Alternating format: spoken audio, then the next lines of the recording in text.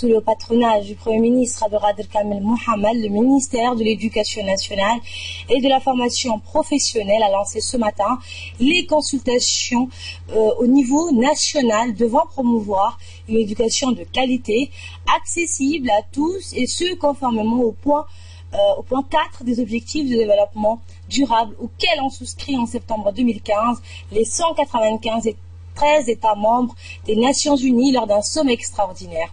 Les chefs d'État et de gouvernement des pays membres des Nations Unies avaient adopté à l'unanimité l'année dernière à New York les 17 objectifs devant concrétiser un développement durable dans tous les pays. Parmi ces 17 objectifs qui sont un contrat social entre dirigeants et leurs citoyens se trouve l'offre d'un enseignement de qualité accessible à tous sans discrimination de genre où l'illettrisme doit être vigoureusement combattu. Les objectifs d'un développement durable doivent être atteints à l'horizon 2030. Le développement du monde se précise en 169 cibles et 17 objectifs. Comme l'a mentionné le secrétaire général du ministère de l'Éducation, Djibouti a été impliqué depuis Kigali en février 2015, à New York en septembre 2015, à Incheon en Corée du Sud en mai 2015, et Djibouti a ainsi été un acteur important au processus de l'élaboration des ODD et notamment de l'ODD 4. La République de Djibouti, en partenariat avec les agences des Nations Unies, a commencé par adapter, intégrer et gérer l'ODD 4, ce qui est une manière de s'approprier cet objectif avec un impact indirect et ainsi répondre à tous les autres 17 nouveaux objectifs. Eh bien, ce programme étalé sur 15 ans sera réalisé par chaque pays grâce à la mise en place de stratégies et plans nationaux de développement. Il bénéficiera du soutien des agences du système des Nations Unies et des divers partenaires bilatéraux et multilatéraux.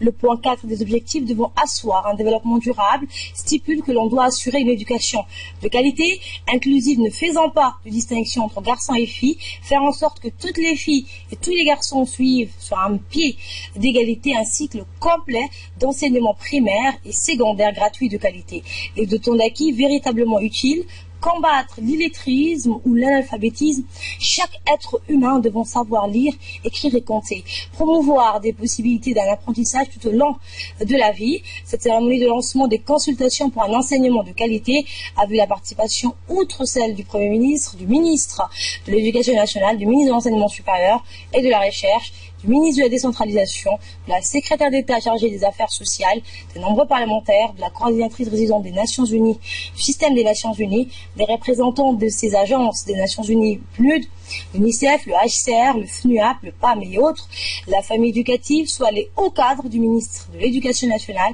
ainsi que des représentants des parents d'élèves y ont pris part. Le ministre de l'Éducation nationale a rappelé à cette occasion l'attachement de son département à promouvoir cette éducation de qualité qui demande également la formation permanente des enseignants, exige un travail sans relâche pour permettre au plus grand nombre de lycéens d'accéder à l'université sans que soit négligée la formation professionnelle. On l'écoute. Voici, rassemblées et unies encore une fois, toutes les composantes de notre communauté éducative et ses partenaires techniques et financiers pour réaffirmer notre attachement à l'école djiboutienne, aux principes et aux valeurs qu'elle révère et défend, et notre engagement à toujours la réponser dans le respect de son essence. Je tiens à vous remercier d'avoir tous répondu présents à cette consultation et de prendre de votre temps pour partager cette lourde responsabilité qu'est celle de fabriquer l'école du demain proche. Je tiens par avance à vous exprimer ma plus profonde gratitude pour votre confiance, votre implication, votre mobilisation, surtout pour ceux venus effectivement de loin, pour l'inestimable service que vous nous rendez par les réflexions et débats que vous allez mener, les propositions et recommandations que vous allez produire et qui nous permettront de réaliser nos objectifs en matière d'éducation. Est-il besoin d'ajouter que mon appui et ma confiance vous en sont d'ores et déjà acquis? Fort heureusement, vous partez dans ces ateliers avec un sérieux avantage, lequel, permettez-moi de rappeler les contextes qui permettra à vos réflexions d'être les plus pertinentes, les plus pointues et les plus efficientes possibles. Souvenez-vous, c'est à l'initiative du président de la République, son Excellence M. Ismaïla Omar Guelleh, que l'école djiboutienne fut repensée dans son ensemble et que fut introduite une réforme en profondeur de notre système éducatif.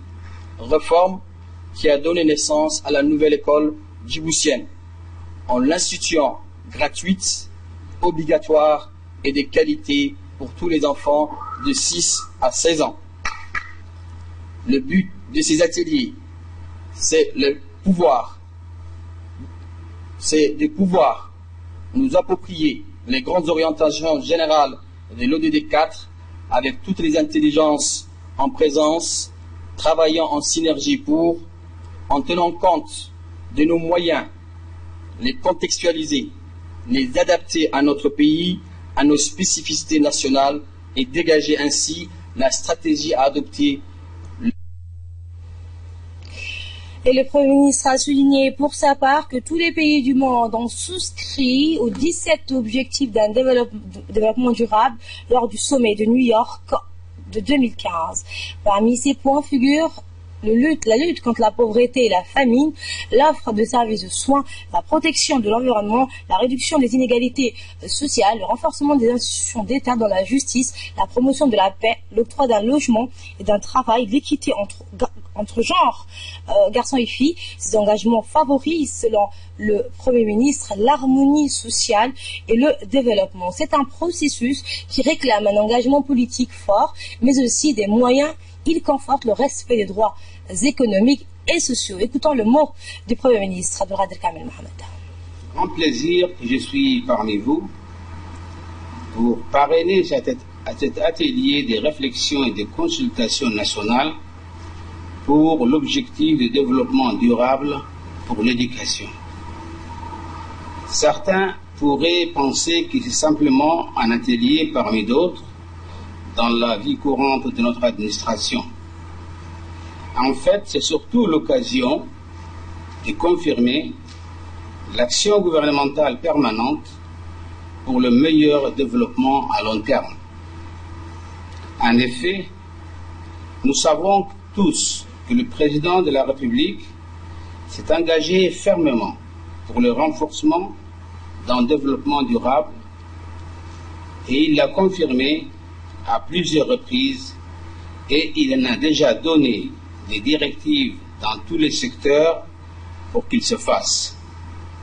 Or, l'école, qui n'est certes pas le seul outil pour atteindre cet objectif général, en est un des tout premiers dans la vie des Djiboutiens. L'école permet en effet d'assurer l'accès de tous à une éducation de qualité. C'est un vrai pied d'égalité, indépendamment de tout contexte personnel, social, politique, et de promouvoir des possibilités d'apprentissage tout au long de la vie. Elle permet de construire une société moderne, compétente et unitaire. Elle permet enfin d'accompagner et orienter l'éducation que les familles dispensent à leurs enfants. Il y a quelques jours seulement, à l'occasion de la Journée mondiale de la paix, j'ai souligné également le rôle de l'école dans la transmission de la culture de la paix. Car ce rôle en est dans ce domaine également d'une valeur inestimable pour conforter le développement entièrement dépendant de la paix.